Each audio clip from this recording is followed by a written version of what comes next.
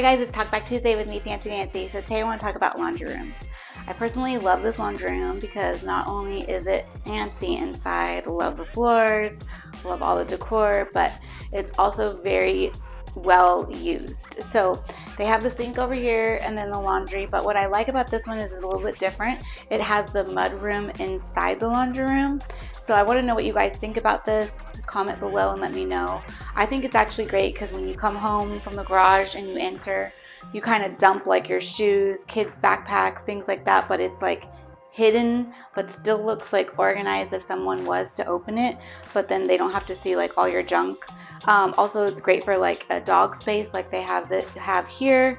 So but everything is utilized and organized and looks clean, but it's also hidden. So personally, I like this idea. I know a lot of people are redoing their laundry rooms, so I don't know if that's something you've thought of. People usually think of mud rooms like in the front of their home, not like off the laundry room.